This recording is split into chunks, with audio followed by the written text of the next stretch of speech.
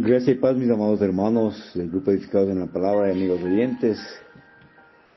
En este día de reposo que el Señor nos regala, para que cada uno de nosotros vengamos delante de sus pies, a depositar nuestras necesidades, ansiedades y sobre todo a dar gracias por todas aquellas cosas maravillosas que el Señor nos ha permitido disfrutar durante esta semana. ¿Cómo no estar gozosos, mis queridos hermanos, sabiendo que Dios hace su obra perfecta y este sábado lo ha destinado al Señor desde el inicio de la creación para que su pueblo tenga contentamiento delante de Él? Y por eso debemos estar más que agradecidos, sabiendo que a través de la oración nos podemos acercar ante su presencia para clamar y suplicar, para que su pueblo sea viviendo bajo las alas de su protección, bajo el amparo del Altísimo, para que el nombre del Señor sea enarbolado en lo alto, en medio de esta vorágine de cambios doctrinales, de cosas que el mundo está hoy en día tratando de introducir en la iglesia. Por eso clamamos al Señor en este día, para que Él tenga misericordia de su pueblo, y sobre todo para que Él sea ministrando nuestras vidas, guiándonos con sabiduría y propósito, a fin de que alcancemos aquellas cosas por las cuales fuimos predestinados desde el inicio de la creación, ya que Él nos formó en el vientre de nuestra madre y nos apartó para la buena obra a través de Cristo Jesús. Y por eso le damos gracias en este día de reposo, en este sábado 26 de octubre. Le damos gracias a Dios por la vida de nuestros hijos, de nuestra esposa, esposos, por nuestra familia en la fe, por nuestra familia carnal, para que Dios se manifieste de gran manera. Gracias, Señor, por todo lo que tú nos tienes preparado a través de esta reflexión. Gracias te damos en el nombre de Cristo Jesús. Amén.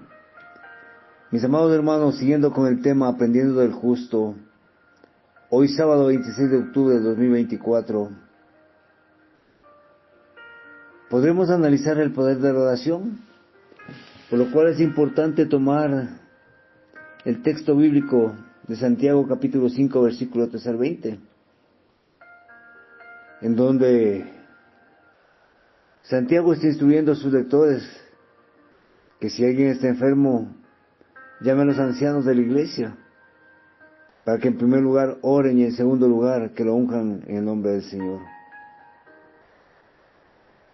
Aquí se hace énfasis y se recalca la importancia de la fe y sobre todo la importancia de la oración. Es por eso que al inicio de la epístola mismo, en el capítulo 1, versículo 6, Santiago nos exhorta a que pidamos, pero que pidamos con fe, sin dudar nada, ya que el Señor lo levantará siempre y cuando esa sea su voluntad. Y es aquí cuando de inicio debemos hacer un pequeño paréntesis, ya que muchos de nosotros, algo que normalmente no hacemos es orar bajo la palabra de Dios. Oramos bajo nuestra sabiduría, nuestro entendimiento, y nos olvidamos de clamar al Señor de la mies, conforme Él nos enseñó a través de su palabra. Hay infinidad de versículos bíblicos que nos hablan de sanidad, de trabajo, de familia, estabilidad emocional, de superación, de humillación, que nos exhorta contra nuestro peor enemigo, la soberbia, el orgullo. Y sin embargo, esos textos bíblicos son dejados a un lado y no los tomamos en cuenta mientras oramos. Nos olvidamos de pedir en medio de la oración que el Señor esté examinando nuestro corazón y limpiándolo. Y si Él encuentra caminos de perversidad, que sea enderezándolos. Nos olvidamos de algo tan valioso como que Jesús mismo le dio real importancia y validez a la oración. Recordemos que después de su bautismo, Él se apartó durante 40 días y 40 noches al desierto para orar a su Padre que estaba en los cielos. 40 días y 40 noches orando, clamando, suplicando, gimiendo delante del Señor para que Él sea llevando adelante su ministerio. Y muchos de nosotros cometemos el grave error de querer que los ministerios que el Señor nos ha encargado funcione con oraciones simples, tibias, de 1 o 2 minutos. Aquí no se trata de hacer oraciones repetitivas, sino de enfocar nuestras oraciones y hacerlo conforme a la palabra de Dios. Para aquel que no tiene trabajo, hay un texto bíblico que nos dice que el obrero es digno de su salario. Para aquel que está enfermo, en Salmo nos dice, al Señor oré y Él me sanó. Y así, en diferentes circunstancias, por la familia, la unidad, y sin embargo, la oración no es un baluarte de nosotros como hijos de Dios. Cuán difícil y complicado se le hace hoy en día a muchas personas orar y encontrar esa intimidad con el Señor. Clamar y suplicar conforme a la palabra de Dios, recitando los versículos bíblicos que a través de la palabra, de las Sagradas Escrituras nos fue dado. Para muchos es más fácil orar desde su entendimiento y conocimiento y su necesidad. Y como lo manifestaba, haciendo oraciones a la carrera de 2, 3 minutos.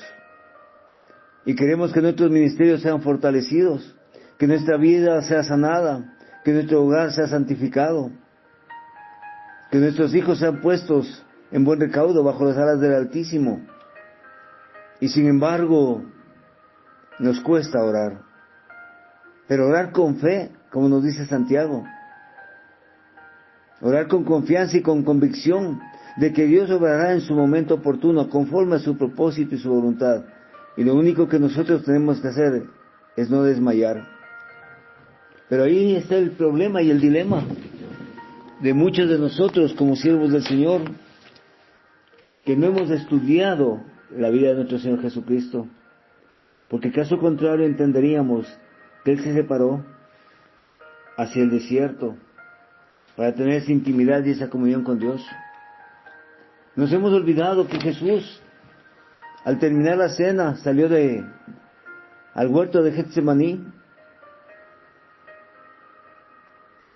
y se apartó para orar. Había pasado 1 hora y se acercó a sus discípulos. Había pasado 2 horas y se acercó a sus discípulos. 3 horas y seguía orando el Señor.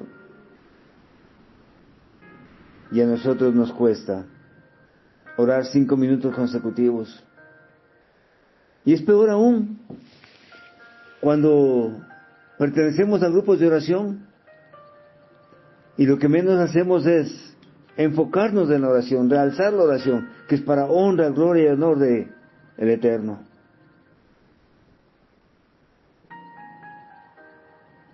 Muchas veces cumplimos el compromiso de hacer la oración que nos fue encomendada, pero cuán lejos está nuestro corazón de esas oraciones, cuán lejos está nuestra intimidad con el Señor, ya que solamente cumplimos con una agenda dentro de un grupo al cual pertenecemos. Hemos desvirtuado el poder de la oración, la necesidad de orar como Jesús lo hacía, a tal punto que Él emanaba gotas de sudor parecidas a la sangre. ¿Y qué de nosotros, mis hermanos? ¿Cuánto tiempo, cuánta importancia y cuánta relevancia le estamos otorgando a la oración? A esa comunión, a esa intimidad con el Señor. ¿Cómo estamos nosotros? ¿Estamos pidiendo pero con fe, no dudando nada? ¿O estamos pidiendo con tibieza en nuestro corazón? Porque quizás no hemos entendido que todo ministerio para ser bendecido y prosperado, su único baluarte es la oración delante del Eterno. Es entregar a sus pies los propósitos de la obra que queremos iniciar, el ministerio por el cual nos fue entregado a cada uno. Esa es la oración de fe, la oración que transmite intimidad, la oración que transmite gozo en el corazón. Y aquí en Santiago capítulo 5 versículo 3 al 20 nos dice: ¿está alguno entre vosotros afligido? ¿Está alguno alegre? Cante alabanzas. ¿Está alguno enfermo entre vosotros? Llamen a los ancianos de la iglesia y oren por él, ungiéndolo con aceite en el nombre del Señor. Y la oración de fe salvará al enfermo, y el Señor lo levantará, y si hubiere cometido pecados le serán perdonados. Confesaos vuestras ofensas unos a otros, y orad unos por otros para que seáis sanados. La oración eficaz del justo puede mucho. Elías era hombre justo. Elías era hombre sujeto a pasiones semejantes a las nuestras, y oró fervientemente para que no lloviese, y no llovió sobre la tierra por 3 años y 6 meses. Y otra vez oró, y el cielo dio lluvia, y la tierra produjo su fruto. Hermanos, si alguno de vosotros ha extraviado la verdad y alguno le hace volver, sepa que el que haga volver al pecador del error de su camino, salvará de muerte un alma y cubrirá multitud de pecados. Pero siempre y cuando la oración sea con fe y sea sincera por tu hermano. El ambiente contextual de este pasaje es de que cada uno de nosotros debemos resistir con paciencia hasta el fin, de manera que podamos obtener la salud espiritual. Es por eso que el contexto bíblico empieza desde el versículo 6, donde Santiago dice: por tanto, hermanos, tened paciencia hasta la venida del Señor. Mirad cómo el labrador espera el precioso fruto de la tierra, aguardando con paciencia hasta que reciba la lluvia temprana y la tardía. Tened también vosotros paciencia y firmad vuestros corazones, porque la venida del Señor está cerca. Hermanos míos, tomad como ejemplo de aflicción y de paciencia a los profetas que hablaron en el nombre del Señor. Y aquí tenemos por bienaventurados a los que sufren. Habéis oído de la paciencia de Job y habéis visto el fin del Señor, que el Señor es muy misericordioso y compasivo. Santiago estaba interesado en que tengamos la paciencia que necesitamos para que lleguemos hasta el fin de toda prueba y aflicción. Mis queridos hermanos edificados en la palabra, también nos exhortan a que tengamos por sumo gozo cuando nos hallemos en diversas pruebas, sabiendo que la prueba de la fe produce paciencia en Santiago 1, 2, 3. Sin embargo, en este capítulo primero, Santiago sugiere que la paciencia debe tener su obra completa para que seamos perfectos y cabales, sin que nos falte alguna cosa, parafraseando. Si la paciencia debe obrar, eso es, la paciencia debe hacer algo. ¿Pero qué es lo que debe hacer? Y aquí en capítulo 5, Santiago nos responde. Pero sobre todo, hermanos míos, no juréis para que no caigáis en condenación, versículo 12. El sentimiento es muy similar a ese expresado por Jesús en el Sermón del Monte, en Mateo 5, 33 al 37. En donde Jesús contrastó la aceptada práctica del sistema judío del sutil juramento aceptando la voluntad de Dios con respecto a hablar únicamente la verdad todas las veces. Santiago, por otro lado, está interesado con los juramentos hechos en situaciones apuradas. La salud espiritual no es llevada a cabo por tales acciones imprudentes.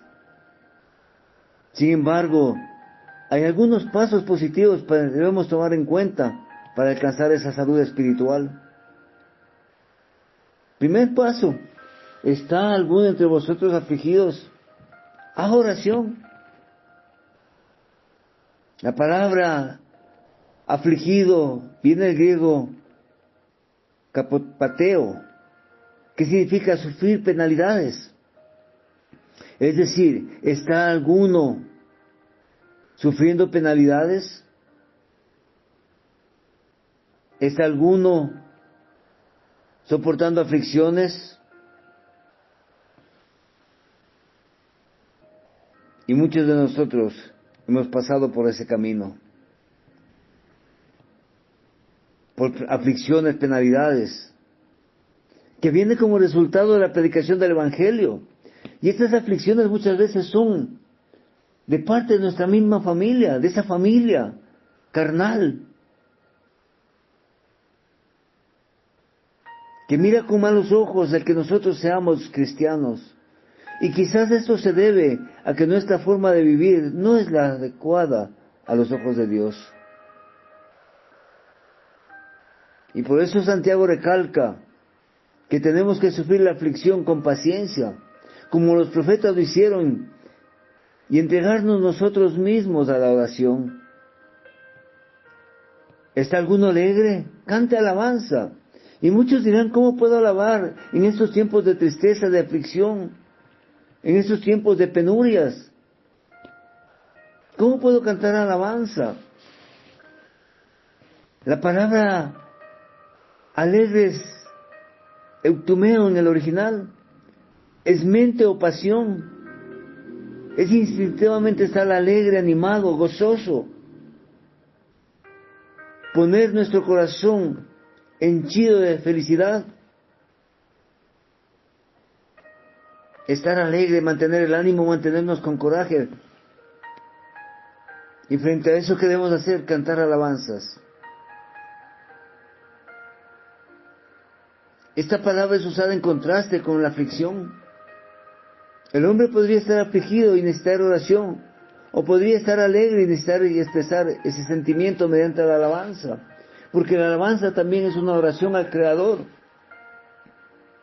Pero ¿qué también nos dice? Llamen a los ancianos de la iglesia, aquellos líderes espirituales, en donde su trabajo es el de velar por las almas de los hombres, como nos dice en Hebreos 13:17. Pero también debemos entender que los ancianos están para amonestar a la congregación sobre la cual presiden. 1 Tesalonicenses 5:12. Considerando que la oración es la expresión de una relación espiritual entre el hombre y Dios. Esta puede ser con respecto a nuestras necesidades físicas o con respecto a nuestro estatus espiritual en donde nos encontramos hoy en día. Como hombres y mujeres siervas del Señor, debemos orar con respecto a todas nuestras necesidades. Mateo 6, versículo del 5 al 15. Por eso ahora estamos enfatizando, mis queridos hermanos, a través del capítulo 5, la necesidad y la naturaleza espiritual de este proceso de oración, confesando nuestras ofensas unos a otros y orando unos por otros. Aquí hay un hombre que no está dispuesto a ocultar el pecado, sino arrepentirse y obtener ayuda de otros para vencerlo. Un hombre que sabe que su corazón es escudriñado completamente por la palabra de Dios. Y cuando la palabra golpea, quebranta, aflige, traspasa, como espada de doble filo, hasta los tuétanos. Y cuando el hombre reconoce esa condición suya, necesita declarar su pecado, declarar su falta. Por eso la palabra nos dice que si alguno está extraviado la verdad y lo hacen volver, habrá salvado un alma. Aquí la conversión es usada en el sentido del hombre mostrando a otros su responsabilidad hacia el Señor. El hombre que está obteniendo salud espiritual con paciencia no está deseando que sus hermanos pierdan su alma, sino que los ayuda también en sus necesidades. Romanos 15:1. Estamos autorizados a redarguir, a exhortar, como nos dice la palabra de Dios. y a enseñar en amor y en paciencia, para aquel hombre que se ha apartado de los caminos del Señor, para aquel hombre que está enfermo espiritualmente, vuelva al redil del buen pastor, para que no se pierdan sus almas.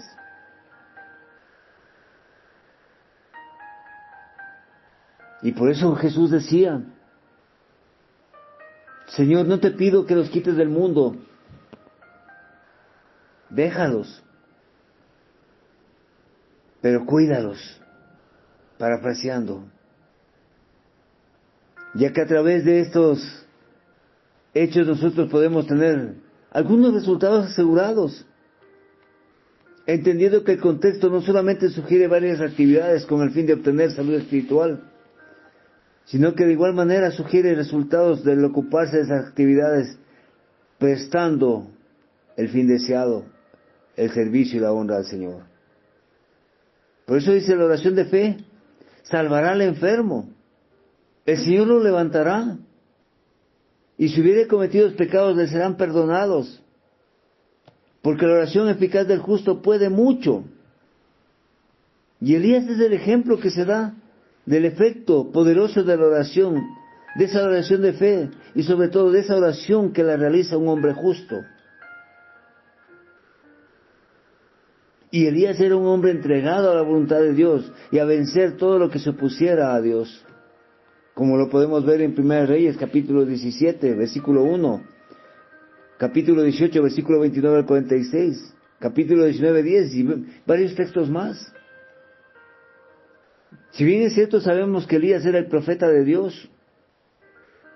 El ejemplo de Santiago, cuando lo cita, no es el de un milagro, ya que a través de los pasajes anteriores notamos que lo sucedido vino como resultado del proceso normal, de que las nubes formándose fuera del océano y la lluvia viviendo en las nubes.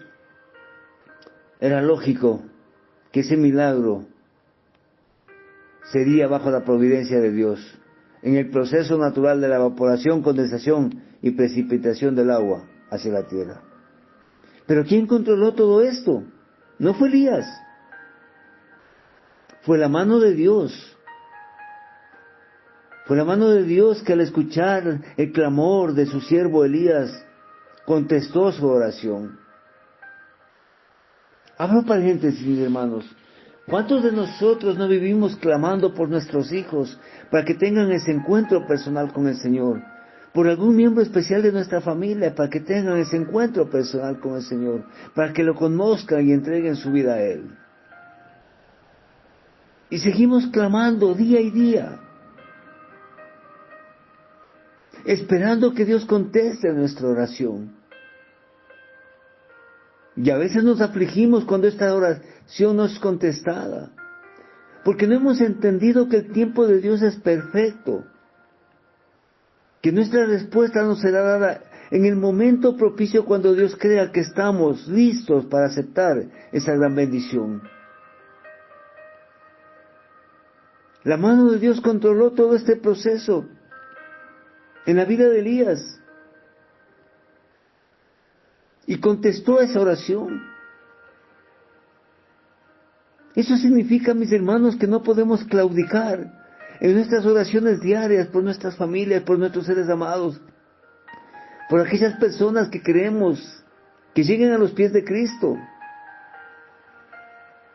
Porque tarde o temprano el Señor contestará nuestras oraciones. Es de vital importancia la oración que esbozamos en nuestro corazón delante del Señor cuando nos quebrantamos, nos doblegamos, entregamos estos procesos en manos del Señor. Pero quizás estamos demorando esta respuesta porque no somos justos. Porque cuando el hombre justo ora por la autoridad del Señor, el Señor escucha y responde. Y lo que el Señor decide hacer está basado en respuesta a lo que el hombre pidió. Debemos examinar nuestro corazón cuando oramos, mis hermanos. y preguntarnos por qué razón Dios está demorando su respuesta. Debemos comprender que la oración es importante, ya que el mismo Jesucristo ha dicho que eso hará una diferencia para Él. Cuando nos postremos delante de sus pies, cuando nos derramemos como aquella mujer que con sus lágrimas lavó los pies de Cristo y con sus cabellos enjugó sus lágrimas. Por eso para Dios es importante el estado espiritual en que nosotros nos encontramos para orar. Y en Primera de Pedro nos exhorta que nosotros debemos levantar manos santas para que nuestras oraciones nos sirvan de estorbo delante del Señor. Eso involucra la santidad de nuestra vida, la forma justa en que debemos vivir, porque Él y solamente el Señor está interesado por nosotros y por los anhelos de nuestro corazón. Porque aún antes de que abramos nuestros labios, Él ya sabe lo que habremos de pedir. Y eso hace la diferencia. Eso hace la diferencia en las respuestas que el Señor da. Y eso lo podemos ver en Lucas 18:1 y versos subsiguientes. Porque Él escudriña nuestro corazón, escudriña nuestra mente, y sabe que si lo que estamos pidiendo es para su honra y para su gloria, o para vanagloria del hombre. Por eso Santiago nos dice, mis hermanos, que haga volver al pecador del error de su camino, salvará de muerte un alma y cubrirá multitud de pecados. Tenemos responsabilidades como discípulos y siervos de Dios. En la mitad de este contexto, Santiago expresó los pensamientos, en donde manifiesta que es altamente espiritual en su naturaleza, colocando responsabilidades tanto para los ancianos de la congregación como de los miembros. Pero ¿cuáles son estas responsabilidades, mis hermanos? ¿Cómo deben ser llevadas a cabo? ¿Son de naturaleza física o espirituales? Primero, la responsabilidad de los miembros de la iglesia. Dice que debemos llamar a los ancianos cuando están enfermos. Los miembros debemos llamar a los ancianos. ¿Cómo pueden los ancianos saber que estamos enfermos espiritualmente si nosotros no confesamos con nuestra boca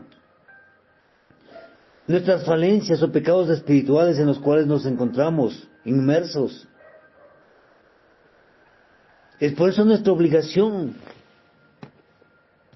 si queremos ser sanados, el llamar a los ancianos. Segundo, es responsabilidad de los ancianos orar por él cuando está enfermo, física o espiritualmente. Cuando los ancianos saben que un miembro los necesita, deben ir y orar como hombres justos sobre aquel miembro.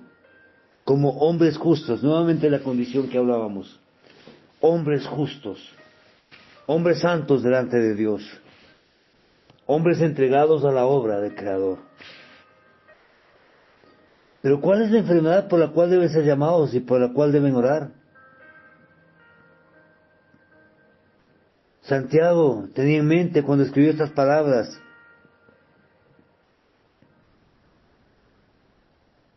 que sobre todo debemos orar cuando nuestra vida espiritual está en decadencia, cuando estamos olvidando el primer amor, cuando estamos afligidos por la falta de respuesta a nuestras oraciones, cuando ven que nuestra fe se va menguando, cuando ven que esa pasión por la palabra de Dios se va enfriando, esa antorcha que el Señor nos pidió que enarbolemos, se va apagando paulatinamente.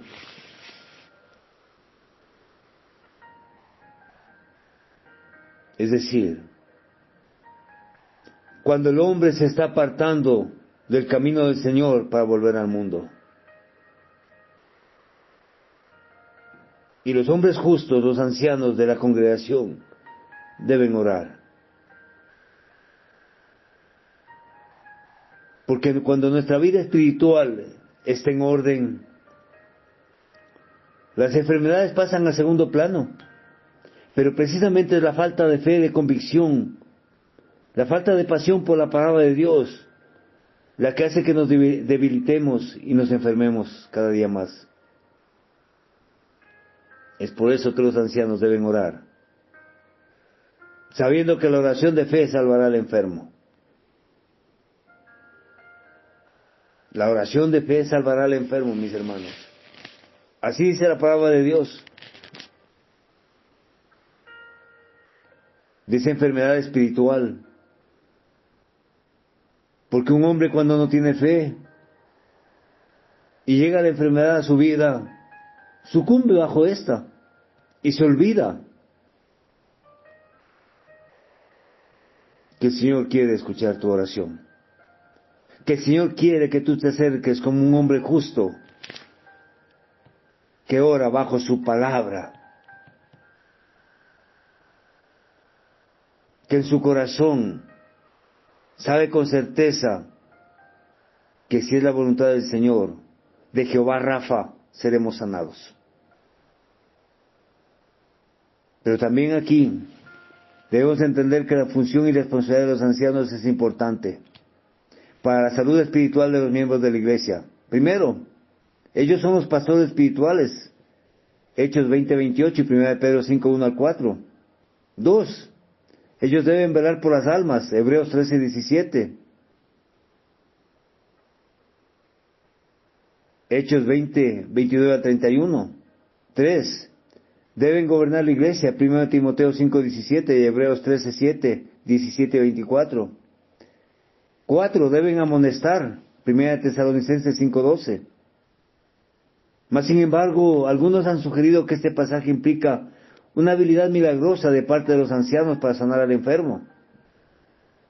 Sin embargo, no hay nada en este pasaje o en algún otro que sugiera que los ancianos como tal tuvieran esa habilidad, tanto en el pasado como hoy en día. Algunos argumentan de Efesios 4:11 que los ancianos eran funcionarios de milagros. Si este fuese el caso, deberían sobreentenderse que los evangelistas y maestros son funcionarios de milagros, siendo que fueron investidos para el mismo propósito. Si todos los hubieran tenido lo que se habría hecho para ser sanado de alguna enfermedad, o mal era llamar a los ancianos de la iglesia. Los ancianos habrían tenido el poder para sanar lo que ni aún los apóstoles ejercitaban. La sanidad física era una señal milagrosa, la cual fue hecha con propósito de confirmar la palabra de Dios y la presencia de Cristo aquí en la tierra. Marcos 16:20 y Hebreos 2:3-4. No fue hecha para el beneficio personal por sí mismo de aquel que siendo sanado o de aquel que ejercía la sanidad.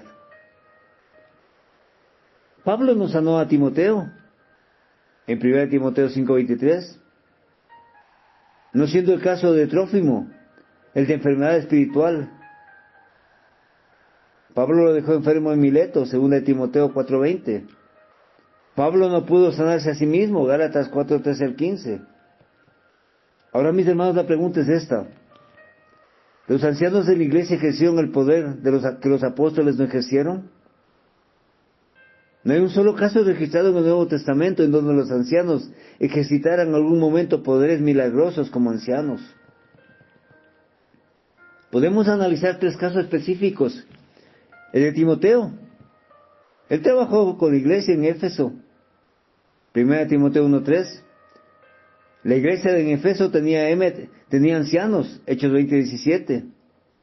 Timoteo tenía problemas estomacales juntos con otras enfermedades, 1 Timoteo 5:23. Pablo le dijo a Timoteo que usara vino como medicina, 1 Timoteo 5:23. Y aquí viene la pregunta y la duda, mis hermanos. ¿Por qué si Timoteo simplemente nos llamó a los ancianos para que milagrosamente lo levantaran? ¿Por qué necesitó usar medicina? Que esa respuesta el Señor conteste en sus corazones, mis hermanos. Ahora debemos considerar el caso de Epafrodito. Él trabajó en la iglesia de Filipos, Filipenses 2:25. La iglesia de Filipos tenía ancianos, Filipenses 1:1. Epafrodito estuvo muy enfermo que casi muere en Filipenses 2:27 al 30. Sin embargo, no hay ninguna indicación de que Pablo ejerciera poderes milagrosos para sanar a Epafrodito, Filipenses 2:27. Nuevamente viene la pregunta, ¿por qué los ancianos de Filipos no ejercieron poderes milagrosos en la cura de Epafrodito? ¿Por qué estaban preocupados acerca de si moría? Ahora vamos a ver el tercer caso, el de Pablo mismo. Trabajó en varias iglesias en las cuales había ancianos. Hechos 20:17 al 30. Pablo tenía varias enfermedades físicas, Gálatas 4:13 al 15.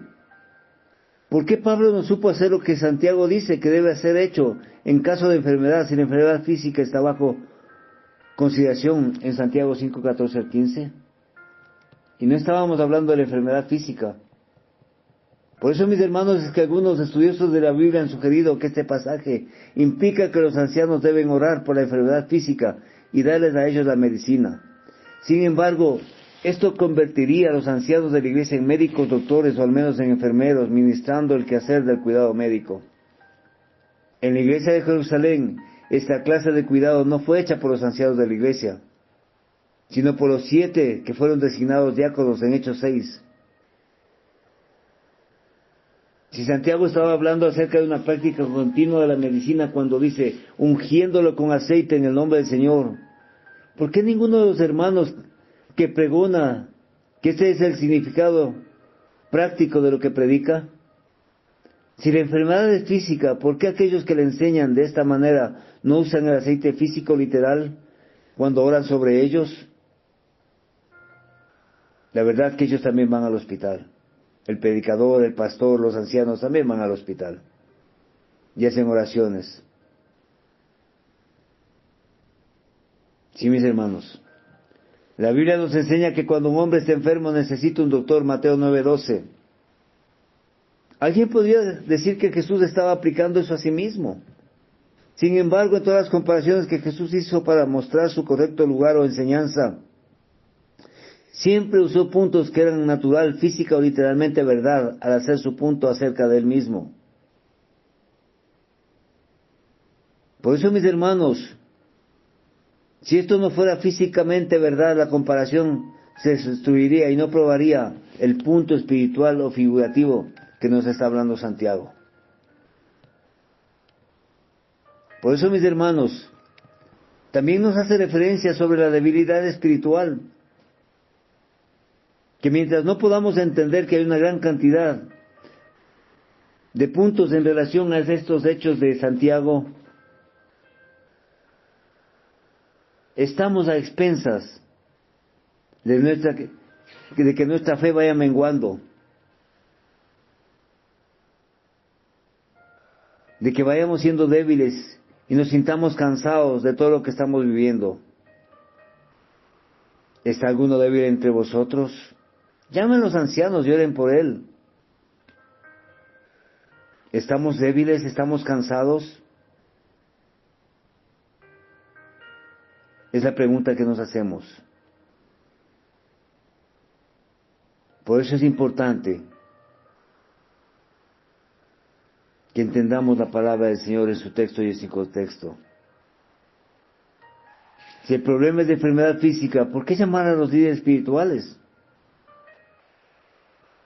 Hemos sacado a los ancianos de su lugar, que es el ámbito espiritual, para ocuparse de menesteres físicos. Y la palabra nos dice, ungiéndolos con aceite. El aceite fue usado en la Biblia en 7 formas diferentes, mis hermanos. Primero, para comisionar un alto oficio o posición, 1 Samuel 16, 12 al 13. Segundo, para hacer el pan del tabernáculo bajo la ley, Éxodo 29, 2. Tercero, para comida, en la preparación del pan, 1 Reyes 17, 12. Como un cosmético para la cara, Salmo 104, 15. Como luz para arder en las lámparas, Éxodo 27, 20. Como una medicina de sanidad, Lucas 10, 34. Como un símbolo de bendición espiritual, Hebreos 1, 9. Si la enfermedad es espiritual, se debería continuar, sin decir que el ungimiento es figurativo, como notamos al comienzo. Aquellos que creen que la enfermedad es física no practican un ungimiento literal con aceite, sino que lo aplican figurativamente al tomarlo de la medicina. Parecería más consistente, no obstante, mis hermanos, de hacer una diferenciación entre estas dos perspectivas, si es físico o espiritual. Debemos entender lo que nos dice y comprender a través del Salmo 23:5, cuando la palabra del Señor nos dice: aderezas mesas delante de mí en presencia de mis angustiadores, unges mi cabeza con aceite, mi copa está rebosando. Y en Hebreos 1:9, has amado la justicia y aborrecido la maldad, por lo que te ungió Dios, el Dios tuyo, con óleo de alegría, más que a tus compañeros. Mis queridos hermanos y amigos en la fe, el punto es importante para nosotros. Entender que la oración de fe salvará al enfermo y el Señor lo levantará. Considerando que el enfermo está aburrido, está cansado, ya no quiere saber más de esta enfermedad. Sin embargo, el Señor lo levantará. En esta sanidad, el Señor será presente. Pero también la palabra nos dice: si hubiese cometido pecados, el Señor les perdonará. Aquí la salvación no es la salvación de una enfermedad física, sino de esa salvación espiritual, mediante la cual nuestro Señor Jesucristo nos otorga la salvación y la vida eterna. Un hombre que esté cansado no quiere ya vivir más en pecado. Un hombre que esté cansado se esforzará diligentemente para servirle finalmente al Señor conforme corresponde. Mis amados hermanos, ahí radica la importancia de la oración. Ahí radica el éxito en la vida que llevamos. En la comunión con el Eterno. La fe en la sanación está dada en la medida en que nosotros tengamos comunión con el Señor. Porque la oración eficaz de una persona justa puede hacer mucho para sanar a alguien que está sufriendo espiritualmente.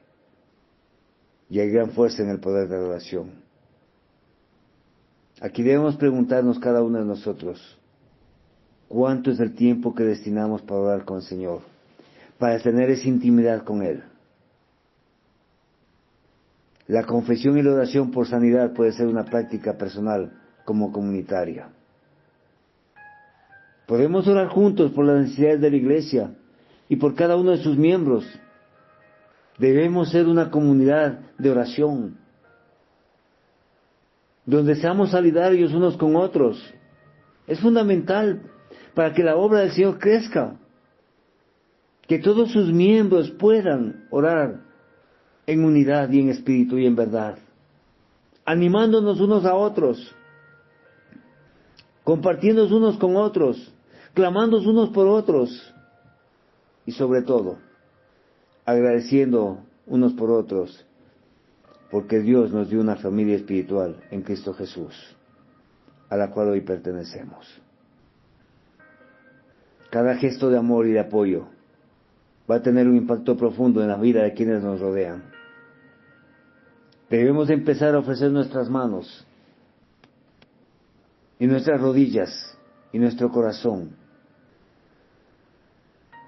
para doblarlas delante del Creador por aquellos que están necesitados, por aquellos que piensan que el faro de su vida se está apagando, porque debemos seguir siendo lumbrera a los ojos de Dios.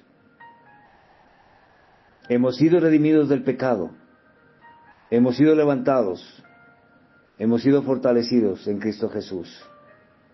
Hoy es tiempo de dejar de mirar por nosotros y orar por nuestros hermanos que están a nuestro alrededor. Hoy es tiempo de dejar que la palabra se manifieste en nuestra vida, para honra y gloria del Eterno, ya que Él será bendiciendo su santa palabra. Desde Quito, Ecuador, su hermano en Cristo, Edwin Balseca Jaramillo. Paz a vosotros, carísimos hermanos.